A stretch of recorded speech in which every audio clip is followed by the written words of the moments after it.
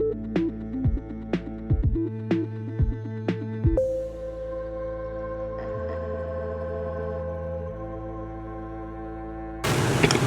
guys, welcome back to Release the Craftin. Priscilla here with another episode of Storycraft. And I know it's been a while and I have missed you guys a lot, but I am happy to be back tentatively in this new form, I guess. I was out for a very long time after my cat and our channel supervisor, Smokey, passed away. I got really sick.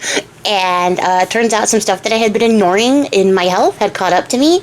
So if I can say anything, I will say it right now, is to please take care of your health first and foremost. It is all you have, and it will definitely impact the quality of your life. So after a very rough stuff like summer and a new diagnosis later, I have finally started getting treatment for my issue. I am slowly recovering, and I thought I would come back and, post up some videos and stuff. And so I'm not trying to overwhelm myself by doing a lot to start off with.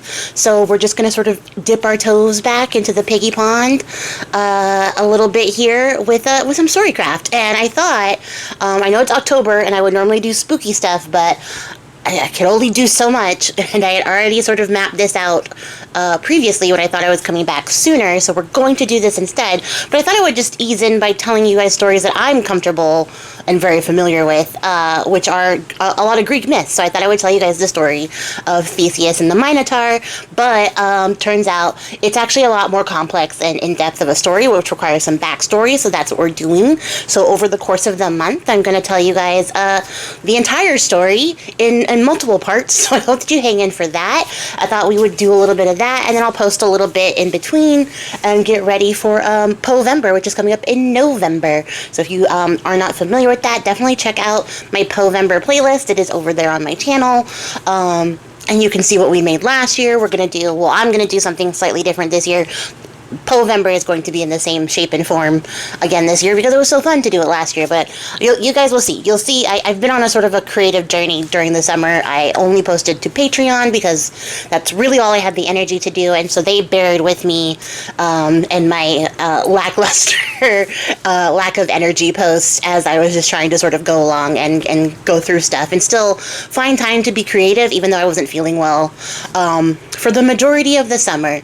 I was just trying to capitalize on small moments where I had energy, so that's what we did over there. They were great sports, and they bared with it. And they also got to learn some new stuff, too, so that was fun. So if you are curious about what I did all summer, you want more in-depth updates, you want to hear some spooky stories, I'm going to be reading spooky stories all month for Podtober for my patrons over on Patreon. The link for that is in the description box below. I have to shamelessly self-promote, and also would like to say that if you are interested in participating in Povember and you would like to get the special goodies that I'm going to release this year for Povember, Patreon members will get it first, and they'll get it in its entirety. It'll be available to purchase separately when it gets released, but Patreon members will get it, so that's an option as well. And that's enough of the promotion. Let's get into the story. So to tell the tale of Theseus and the Minotaur, we have to start with one person. One person who is neither Theseus nor the Minotaur. And this person is essential to the entire freaking crux of this story. And let me tell you about this guy. His name is Daedalus. And you might not be familiar with the name Daedalus. You might actually be more familiar with his famous son, Icarus, whose story I will also tell as we go about this little journey here of telling the story of Theseus. But we're going to start with Daedalus way back in Athens in the way long ago, as, all the best stories begin.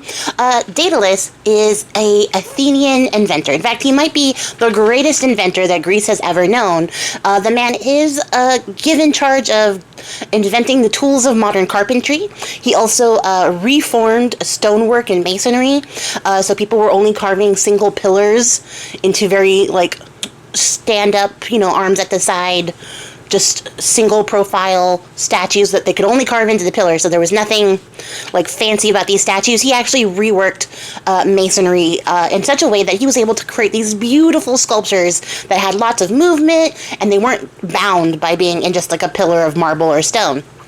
So he not only reformed carpentry, he reformed masonry, as well as just the modern invention. He was known for making lots of little gadgets and gizmos aplenty. And yeah, Daedalus was the it guy. If you needed something invented, you needed something made, you went to Daedalus. And he was really popular in Athens for this. He had a really well-established shop where he would work all day. He was also a single dad. A single dad to a son named Icarus, who... unfortunately, despite all of his administrations, was nothing like him. Because that's how things go, right? When you have a child, you kind of want them to be like a little version of yourself, which is what Daedalus really wanted. He really wanted Icarus to pick up and be just as intelligent and bright as him and inventive as him. He kept trying to encourage his intelligence and grow and try to, like, you know, get an interest in engineering and science. And unfortunately, as most things go, life doesn't work the way you want it to, and your children aren't carbon copies of yourself. And so Icarus was not interested in any of those things. In fact, he was interested in stuff like wrestling and swords and, you know, just hanging out with the boys. Icarus wanted to be one of those guys, you know, like, he wanted to go do some hero shit. He wanted to fight monsters. He wanted to wrestle it out, join the army, do all that kind of stuff. He was a rough and tumble kind of lad, and we loved that for him. That was his life. But it was very frustrating to Daedalus, who's known as this brilliant inventor and wants his son to carry on his legacy. And his son is like, I want to play with a ball and sticks. And he was like, I want you to turn that ball and sticks into a lever and a pulley and a mousetrap maybe. And he was like, that sounds crazy, Dad. I'm not like you. And so he would run away all day. And so then Daedalus was left by himself, except that next to his workshop, next to his home, he lived by his sister. And his sister also had a child, also had a son. The son's name was Perdix. And Perdix, you guys, was the son that Daedalus wanted. He was inventive, he was inquisitive, he was curious, he was by the shop every day, asking a million questions, taking in as much information as he possibly could. Perdix was hungry for knowledge. He really wanted to learn. And here's the thing, you guys. Daedalus ate that shit up. He was so desperate to have somebody just, you know, give him all the attention that he wanted from his son that he wasn't getting. So he absolutely encouraged and fed Perdix with all the information he possibly could, showed him his skills, showed him all this stuff, and they were getting along like thick as thieves. They were having such a good time. But here's the problem, is that over time, the student began to surpass the teacher in a way that made Daedalus a little bit concerned, because he could see the potential that Perdix was growing, and he knew it would just be a matter of time before Perdix was doing better than him, and no one can do better than him. He's the greatest inventor in all of Greece. Also, his son needs to be the one to carry on his legacy, not his sister's son.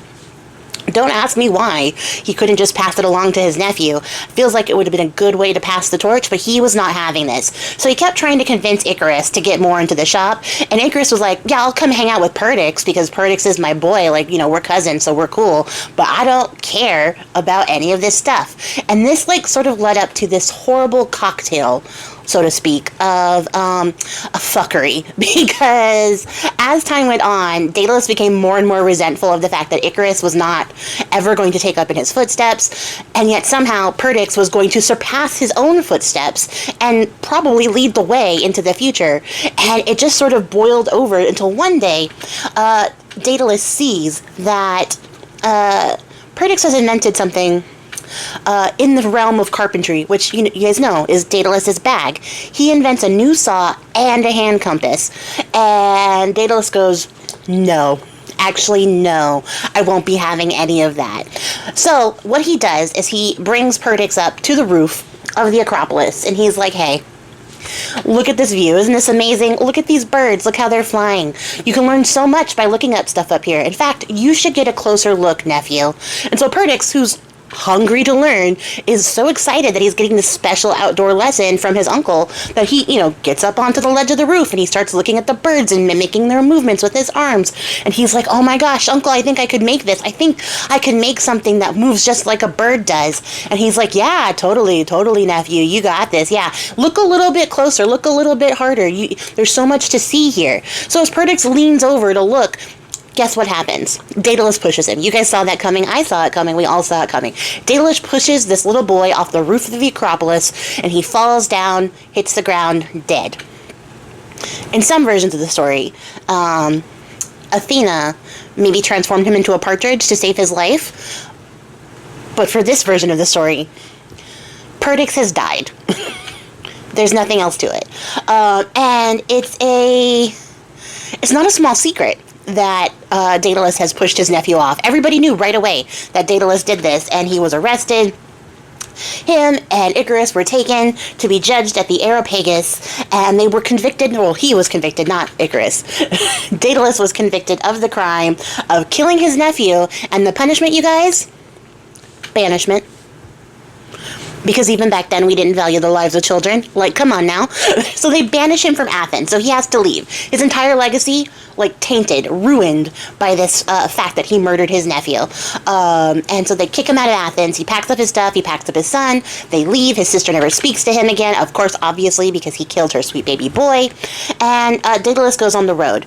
And while he is traveling, he has to find a way to sort of seek redemption. He's going on a redemption seeking tour. If he can get a king to give him a task that he can fulfill for forgiveness, then he'll be forgiven in the eyes of the gods. And this is actually a common practice. It's if you've ever heard of Hercules doing his 12 labors, this was what he did in order to get forgiveness for killing somebody else in his own rage and temperament. So like this is something that they used to do. They would go find a king and be like, hey, can I do you some favors in order for you to forgive me for the crime of murder? And the kings would be like, okay, if you're useful, then yeah, definitely I'll forgive you for the crime of murder. And then they would do the task and then they would get forgiveness. So this is what Daedalus is doing now. He's traveling around Greece looking for a place to go where he can find a king who will grant him absolution. And it brings us to the Isle of Crete, which is off the shore of Greece. It's not on the mainland. He ends up going to Crete because he hears about a king named Minos who has a very particular problem. A problem that I'm going to talk to you guys about next time.